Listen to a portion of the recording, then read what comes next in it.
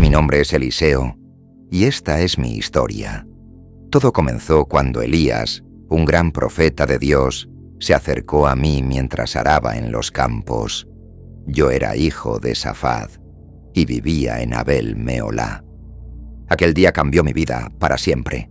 Elías pasó por mi lado y lanzó su manto sobre mí, un gesto que yo sabía significaba un llamado al servicio divino. Sin dudar, dejé los bueyes y corrí tras Elías. «Permíteme, te ruego, besar a mi padre y a mi madre, y luego te seguiré», le dije. Y él me respondió: «Ve, regresa, que te he hecho yo». Así que volví, y tomando la yunta de bueyes, la ofrecí en sacrificio, y con los instrumentos del arado cociné la carne y la di al pueblo. Y ellos comieron. Luego me levanté y seguí a Elías y le serví. Los años al lado de Elías fueron años de aprendizaje y preparación. Vi muchos milagros y aprendí mucho sobre la fidelidad de Dios. Elías era un hombre de Dios ferviente y valiente. Su fe era inquebrantable y yo aspiraba a tener una fe como la suya. Por cierto, manténgase hasta el final del video para una reflexión especial que he preparado solo para ustedes. Si siente que estas enseñanzas bíblicas le enriquecen, le invito a dejar un comentario en este video. Continuemos. Uno de los momentos más destacados fue cuando Elías confrontó a los profetas de Baal en el monte Carmelo. Se burló de su ineficacia para invocar fuego del cielo, y luego, con una simple oración, trajo fuego del Señor que consumió el sacrificio, la leña, las piedras y el polvo, e incluso lamió el agua que estaba en la zanja alrededor del altar. Aquel día, el poder de Dios se manifestó de manera indiscutible y el pueblo de Israel reconoció que el Señor es Dios. Después del triunfo en el monte Carmelo, viví muchos otros eventos al lado de Elías. Cada momento a su lado era una lección sobre la naturaleza de Dios y su poder. Pero entre todos los días que pasé con Elías, el más extraordinario fue el día de su partida. Elías sabía que su hora había llegado. Me pidió que me quedara mientras él iba a Betel, pero yo sabía que este era un momento crucial e insistí: «Vive el Señor, y vive tu alma, que no te dejaré». Así que fuimos juntos a Bet-El. En Bet-El, los hijos de los profetas me advirtieron sobre lo que estaba por suceder con mi maestro. Yo ya lo sabía y pedí que se callaran. Después, Elías me pidió nuevamente que me quedara mientras él iba a Jericó. Pero nuevamente vive el Señor, y vive tu alma, que no te dejaré. Y así fuimos a Jericó. Nuevamente los hijos de los profetas me advirtieron, y nuevamente pedí que se callaran. Luego fuimos juntos al Jordán. Elías tomó su manto, lo enrolló y golpeó las aguas que se dividieron para nosotros dos. Cruzamos en tierra seca. Mientras caminábamos, Elías me preguntó: «Pídeme lo que quieras que te haga antes de ser tomado de ti».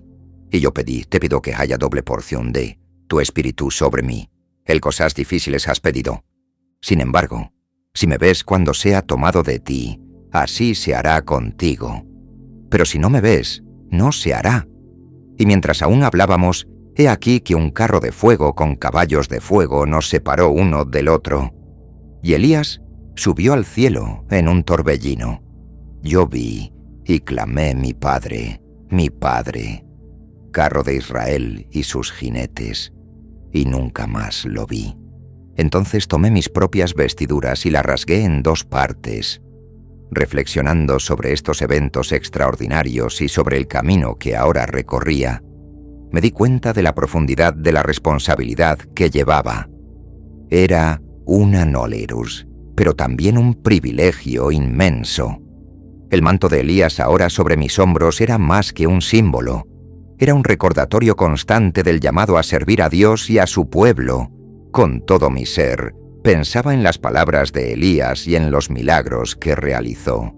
Cada uno de ellos no era solo un acto de poder, sino una lección sobre la naturaleza y el carácter de Dios. Y ahora era mi turno de continuar ese camino, de ser un canal a través del cual el amor, la justicia y el poder de Dios pudieran fluir. Sabía que no estaría solo en este viaje. Dios que había estado con Elías estaría conmigo.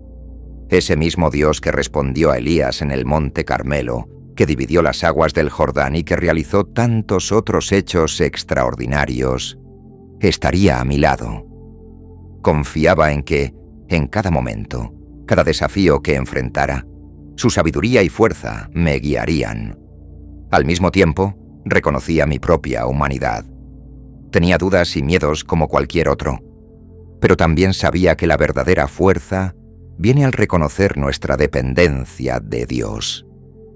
La fe no significaba la ausencia de dudas, sino el coraje de seguir adelante a pesar de ellas, confiando en que Dios estaría conmigo, guiando cada paso, así como había guiado a Elías. Por lo tanto, mientras caminaba por las tierras de Israel, llevando el legado de Elías y la misión que Dios me había confiado, reflexionaba constantemente sobre estas verdades. Cada día era una nueva oportunidad para aprender, crecer y servir. Y en cada acto de servicio veía la mano de Dios moverse no solo en mi vida, sino en la vida de todo el pueblo de Israel. El viaje no sería fácil, pero estaría lleno de propósito y significado. Guiado por la mano del Dios que llama, capacita y huesa a sus siervos para su gloria y para el bien de su pueblo. Tomé el manto que había caído de Elías, regresé y me detuve a la orilla del Jordán. Con el manto de Elías golpeé las aguas y dije: ¿Dónde está el Señor, el Dios de Elías? Y al golpear las aguas, se dividieron a un lado y al otro. Y crucé los hijos de los profetas que estaban en Jericó. Y vieron esto: el espíritu de Elías descansa sobre Eliseo. Y vinieron a mi encuentro, y se inclinaron ante mí. Ahora, portador del manto de Elías, estaba ante un nuevo capítulo en mi vida. Mientras seguía de Jericó a Bet-El, algunos jóvenes se burlaron de mí, gritando: «¡Sube, calvo! ¡Sube, calvo!». Me volví hacia ellos y los maldije en el nombre del Señor. Entonces, 2 osas salieron del bosque y despedazaron a 42 de aquellos jóvenes. Era un tiempo donde el respeto por la palabra de Dios y por sus siervos era fundamental, y la blasfemia no era tolerada. Después del incidente con los jóvenes en Betel, yo, Eliseo, caminaba solo, reflexionando profundamente sobre lo que acababa de suceder. La burla de los jóvenes no solo me había afectado personalmente, sino que también había desafiado la autoridad que Dios me había conferido.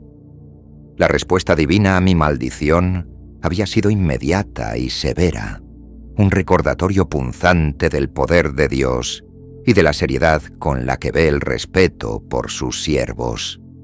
Sin embargo, en mi corazón me fui precipitado al maldecir a esos jóvenes.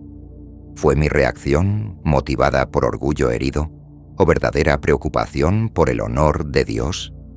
Estas preguntas resonaban en mi mente, mezclándose con el sentimiento de tristeza por los jóvenes y sus familias.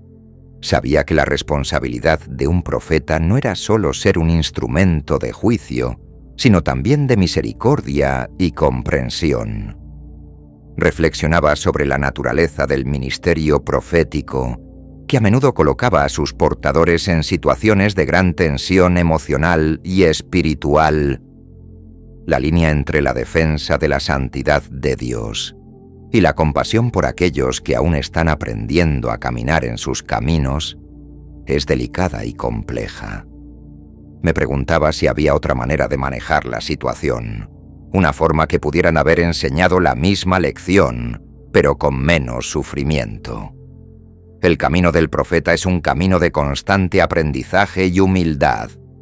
Comprendía que aunque era un instrumento en las manos de Dios, todavía era humano, sujeto a fallos y limitaciones. Esta comprensión me traía un sentido de humildad y la constante necesidad de buscar la guía de Dios en cada paso, cada palabra, cada acción. Así que mientras continuaba mi camino, llevaba conmigo esta reflexión, un recordatorio de la necesidad de buscar siempre la sabiduría y la guía de Dios en mi ministerio. Cada interacción, cada encuentro, era una oportunidad para representar a Dios de manera fiel y auténtica, equilibrando justicia con misericordia y poder con amor. Después de eso, fui al Monte Carmelo y desde allí regresé a Samaria. En Samaria, mi viaje continuó con muchos signos y milagros. Recuerdo un incidente notable con una mujer de Sunaem. Era una mujer notable que insistía en que comiera en su casa cada vez que pasaba por allí. Incluso construyó una pequeña habitación en el techo para que pudiera descansar. En agradecimiento, le pregunté qué podía hacer por ella, a pesar de su renuencia a pedir algo. Mi sirviente Gehazi observó que no tenía hijos y su marido era viejo. Entonces la llamé, y por este tiempo, dentro de un año abrazarás un hijo. Ella no creyó en mis palabras al principio, pero como dije, concibió y dio a luz un hijo en ese tiempo determinado. La historia del hijo de la mujer Tsunami Tangi es particularmente cercana a mi corazón. Años después de su nacimiento, el niño ya crecido fue al campo a encontrar a su padre entre los segadores. De repente se quejó de dolor de cabeza y fue llevado a su madre. Al mediodía murió en sus brazos. La mujer, en su gran fe, no dudó. Colocó al niño en mi habitación y cerró la puerta. Luego fue a buscarme. Yo estaba en el Monte Carmelo cuando se acercó. Envié a Gehazi a su encuentro para preguntar si todo estaba bien con ella, su esposo y el niño. Ella respondió que sí, pero continuó hasta encontrarme y se lanzó a mis pies angustiada. Cuando supe lo ocurrido, inmediatamente envié a Gehazi con mi bastón para colocarlo sobre el rostro del niño. Pero la madre del niño insistió en que yo fuera personalmente. Cuando llegué a la casa, vi al niño muerto acostado en mi lecho. Entré, cerré la puerta y oré al Señor. Luego me acosté sobre el niño, boca con boca, ojos con ojos, manos con manos. Mientras me extendía sobre él, el cuerpo del niño se calentó. Me levanté, caminé por la casa de un lado a otro y de nuevo me extendí sobre él. El niño estornudó 7 veces y abrió los ojos. Llamé a Gehazi y le pedí que llamara a la tsunamita. Cuando ella entró, le toma a tu hijo. Ella vino, cayó a mis pies y se inclinó hasta el suelo. Luego tomó a su hijo y salió. Después de devolver la vida al hijo de la mujer tsunamita por el poder de Dios, yo, Eliseo, me retiré a un rincón de la casa, sumido en profundas reflexiones la magnitud del milagro que acababa de ocurrir. La vida, ese don tan precioso y misterioso, había sido restaurada en las manos de un siervo de Dios. Me preguntaba sobre el poder que fluía a través de mí. Un poder que no era mío, sino prestado, otorgado por Dios para cumplir sus propósitos. Reflexionaba sobre la naturaleza de la vida y la muerte, y sobre el inmenso amor y compasión de Dios al devolver la vida al niño. Había sido un mero instrumento en las manos del Creador.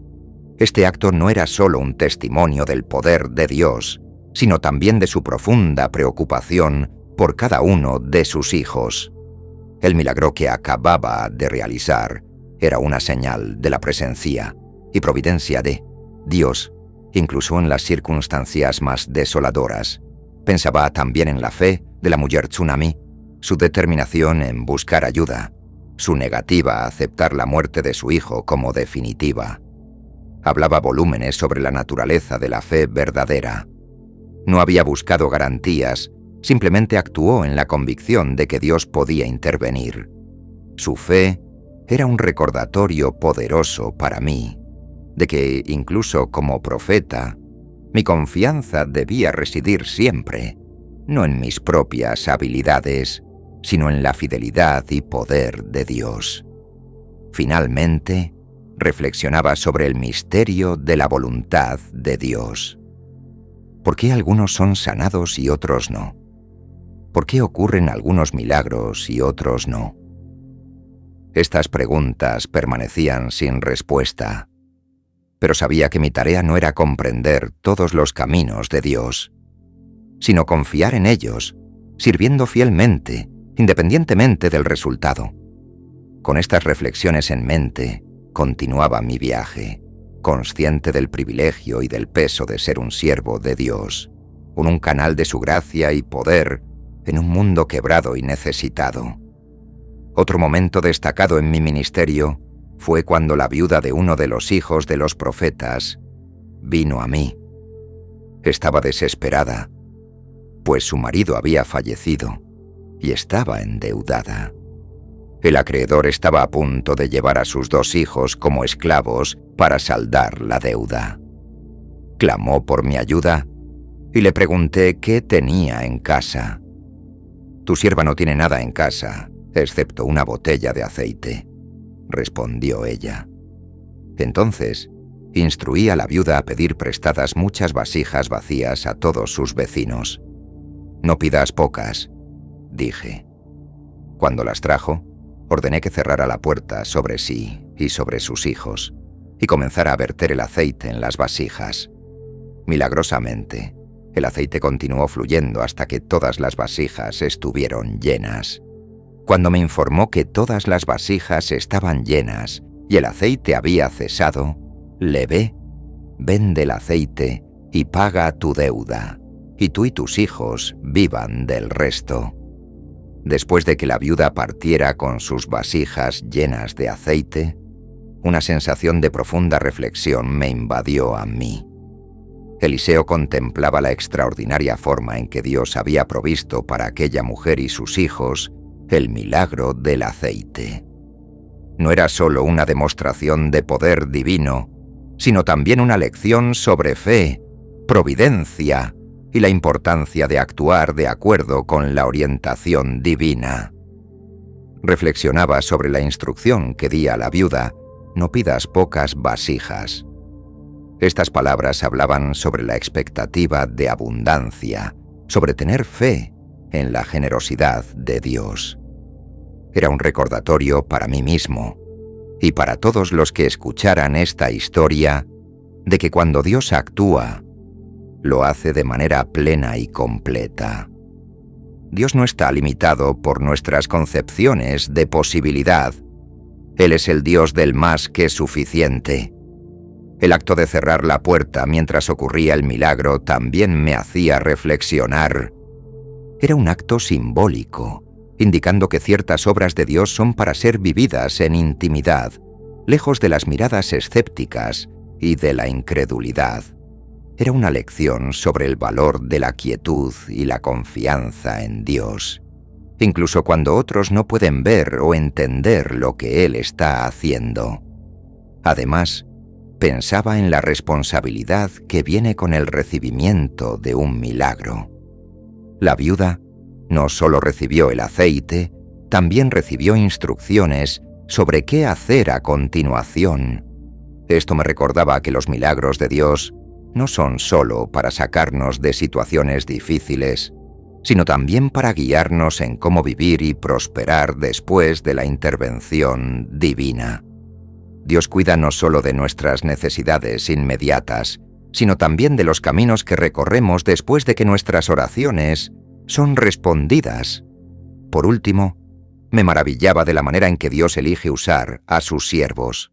Yo era solo un canal, un medio, a través del cual Dios extendió su mano para ayudar a una viuda desesperada.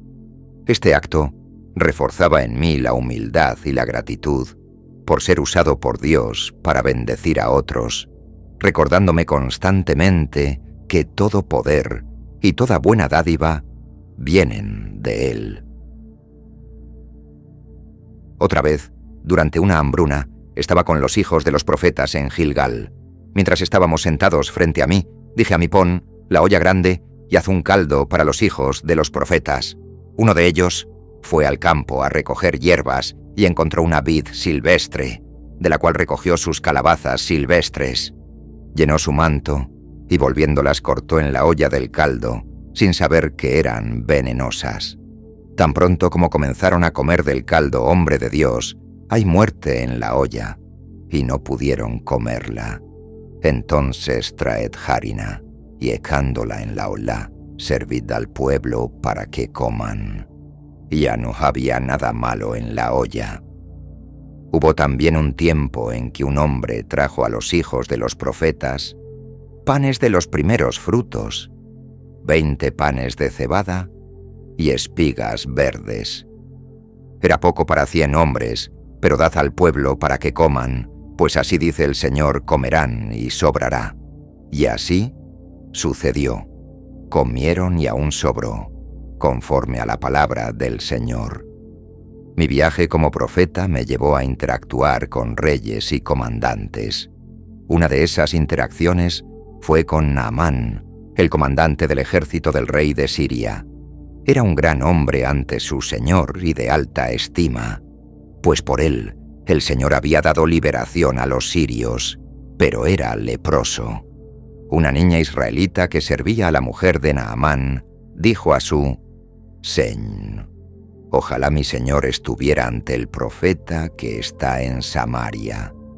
Él lo restauraría de su lepra.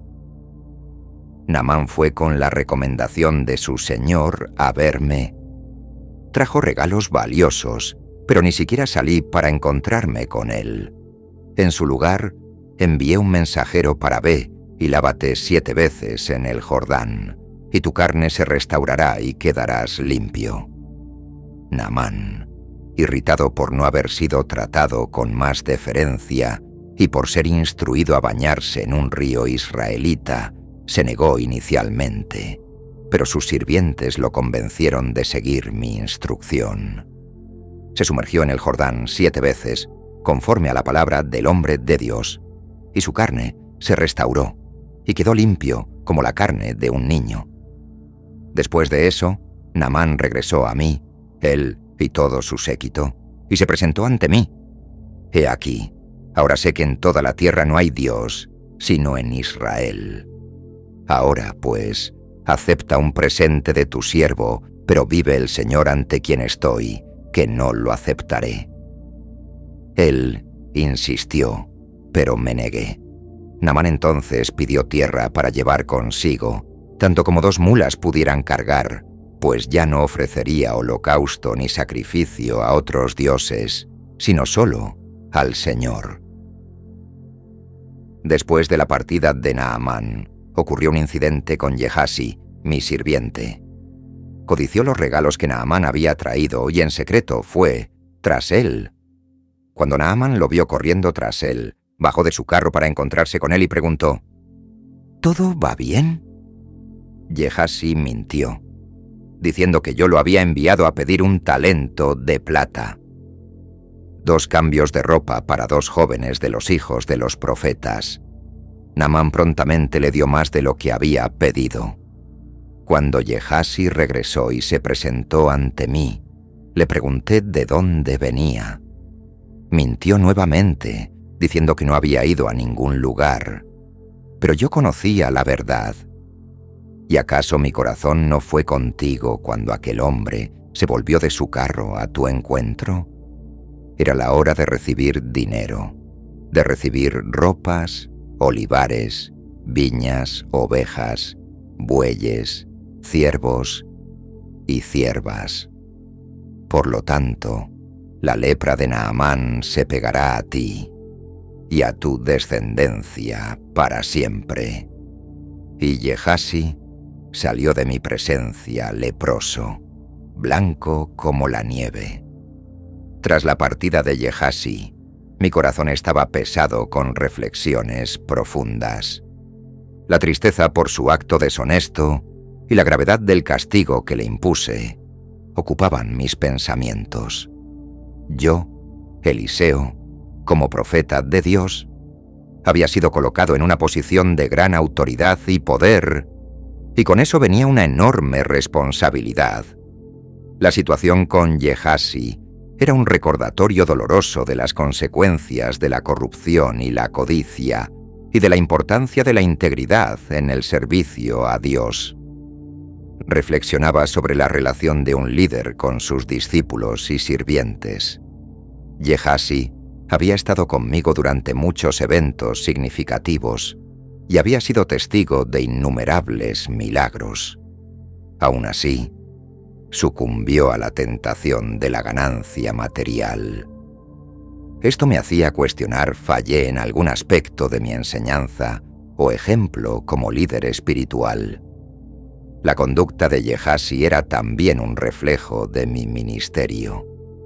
Esta reflexión me llevaba a ponderar sobre la importancia de no solo enseñar, sino también vivir los principios que predicamos. La mentira de Gehazi y su subsiguiente castigo eran un recordatorio de que Dios ve y juzga todas nuestras acciones. Como profeta, tenía una percepción aguda de la justicia divina y sabía que la mentira, especialmente en asuntos relacionados con el servicio divino, no podía ser tolerada. Sin embargo, la severidad del castigo, la lepra me hacía reflexionar sobre la naturaleza de la justicia de Dios, que siempre está equilibrada con su misericordia. Me preguntaba si habría espacio para el arrepentimiento y la restauración de Gehazi.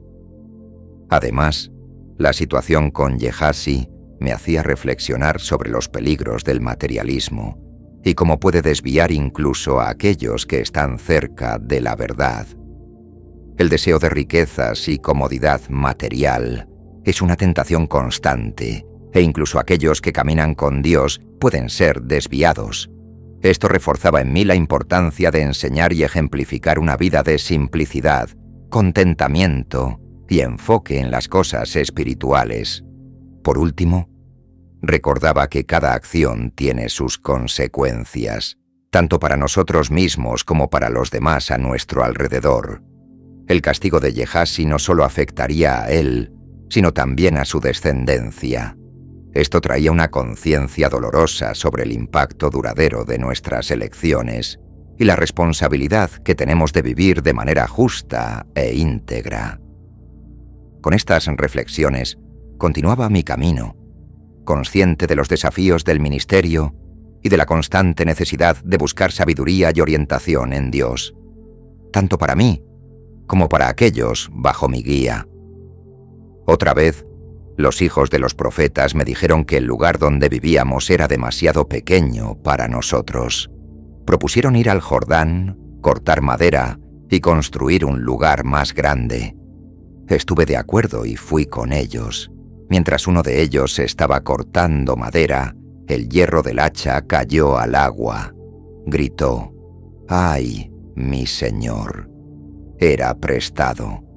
Le pregunté dónde había caído, y él me dijo que estaba en el lugar. Dios me mostró el lugar. Entonces corté un pedazo de madera, lo arrojé allí, y el hierro flotó. «Levántalo». Y él extendió la mano y lo tomó. Después del incidente con el hierro del hacha que flotó en el río Jordán, me retiré para un momento de introspección y reflexión. Ese milagro, aunque menor en comparación con otros que Dios había obrado a través de mí, llevaba lecciones profundas y significativas. La simplicidad del milagro, la recuperación de un objeto prestado, me hacía reflexionar sobre la atención y el cuidado de Dios, incluso en las pequeñas cosas de la vida. Reflexionaba sobre la importancia de lo cotidiano y cómo Dios se interesa por nuestras preocupaciones diarias.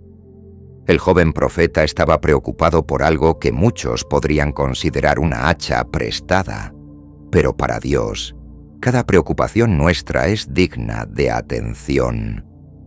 Esto me recordaba que, como siervo de Dios, debía cultivar la misma sensibilidad y compasión por las pequeñas necesidades de las personas a mi alrededor. Pensaba también en la naturaleza de los milagros y cómo no necesitan ser siempre grandiosos o espectaculares. Dios trabaja tanto en lo grandioso como en lo minúsculo. Y cada milagro, grande o pequeño, es una manifestación de su poder y amor. Esto me enseñaba sobre la humildad en el ministerio, reconociendo que cada acto de Dios, por pequeño que parezca, es parte de su plan soberano y merece nuestra gratitud y admiración. Además, meditaba sobre la responsabilidad e integridad. El joven profeta estaba angustiado por haber perdido algo que no le pertenecía, demostrando un sentido de responsabilidad y honestidad. Esto me hacía reflexionar sobre la importancia de enseñar y modelar estas virtudes para aquellos que estaban bajo mi guía. Como líder espiritual, tenía el deber de alentar y cultivar la integridad y el carácter entre los hijos de los profetas. En otra ocasión, durante una hambruna, un hombre trajo a Eliseo panes de los primeros frutos, 20 panes de cebada y espigas de grano verde. Era poco para tantos hombres, pero dad al pueblo para que coman, pues así dice, el Señ comerán y sobrará. Y así sucedió. Comieron, y aún sobró conforme a la palabra del Señor. Continuaba mi camino, cada vez más consciente de la presencia constante de Dios en todos los aspectos de la vida, y más comprometido en confiar en Él en todas las circunstancias, sabiendo que Él cuida de cada detalle. Hubo un tiempo en que el rey de Siria hacía guerra contra Israel. Tenía planes secretos, pero yo era capaz de revelar esos planes al rey de Israel. Cada vez que el rey de Siria planeaba una emboscada, enviaba un mensaje al rey de Israel, advirtiéndole que no pasara por aquel lugar. Esto frustró al rey de Siria, quien sospechó de traición entre sus propios hombres. Pero uno de sus sirvientes no es ninguno de nosotros, mi señor el rey, sino Eliseo, el profeta que está en Israel, es quien cuenta al rey de Israel las palabras que tú hablas en tu cámara de dormir. Furioso, el rey de Siria envió caballos, carros, un gran ejército por la noche para rodear la ciudad donde yo estaba por la mañana. Mi sirviente vio el ejército y se aterrorizó. «¡Ay, mi señor! ¿Qué haremos?», preguntó. Yo respondí: «No temas, porque más son los que están con nosotros que los que están con ellos». Luego oré al Señor: «Te ruego, Señor, que abras sus ojos para que vea». Y el Señor abrió los ojos del joven y vio, y he aquí, el monte estaba lleno de caballos y carros de fuego alrededor de Eliseo. Cuando los sirios descendieron contra mí, oré al Señor: «Hiere a este pueblo de ceguera». Y él los hirió de ceguera, conforme yo había pedido. Luego les dije a los: «No es el camino, ni esta es la ciudad. Síganme, y yo los guiaré al hombre que buscan». Y los llevé a Samaria. Cuando llegamos a Samaria, oré: «Señor, abre los ojos de estos hombres para que vean». Y el Señor abrió sus ojos y vieron que estaban en medio de Samaria. El rey de Israel, al verlos, me preguntó: «¿Debo matarlos, padre mío?». Yo respondí: «No los mates. Aliméntalos y dales de beber, y después déjalos volver a su señor». Así se les preparó un gran banquete, y después de comer y beber, los enviaron de vuelta y regresaron a su señor. Y los bandos de los sirios no volvieron más a entrar en la tierra de Israel. Después del incidente con los sirios, Samaria sufrió un gran asedio por parte del ejército sirio. La hambruna en la ciudad se volvió tan severa que una cabeza de asno se vendía por 80 piezas de plata. y la quinta parte de un cabo de estiércol de palomas por 5 piezas de plata. Mientras tanto, el rey de Israel caminaba sobre la muralla. Primero mujer le gritó pidiendo ayuda. Ella reveló una historia terrible de desesperación y canibalismo que sacudió al rey. Rasgó sus vestiduras y el pueblo vio que llevaba cilicio por dentro, sobre su piel. El rey de Israel me culpó a Eliseo por esta calamidad y juró quitarme la cabeza. Cuando envió a un mensajero para ejecutar su orden, yo estaba sentado en mi casa y los ancianos estaban conmigo. Antes de que el mensajero llegara, dije a Losbeth, como el hijo de Acab, envía a alguien para quitarme la cabeza. Cuando el mensajero llegue, cerrad la puerta y resistidlo con la puerta. ¿No es el ruido de los pies de su señor detrás de él? Mientras aún hablaba con ellos, llegó el mensajero y yo. Escuchad la palabra del Señor. Así dice el Señor: mañana a esta hora, en la puerta de Samaria, un seah de flor de harina se venderá por una pieza de plata, 2 seas de cebada por una pieza de plata. El oficial en cuyo brazo el rey se apoyaba respondió al hombre de Dios: aunque el Señor hiciera ventanas en el cielo, ¿podría suceder tal cosa? Y yo he aquí, tú lo verás con tus ojos, pero no comerás de ello. Sucedió que 4 leprosos estaban a la entrada de la puerta de la ciudad, y se dijeron unos a: ¿por qué nos quedamos aquí hasta morir si entraremos en la ciudad? Hay hambre en la ciudad y moriremos allí. Y si nos quedamos aquí, también moriremos.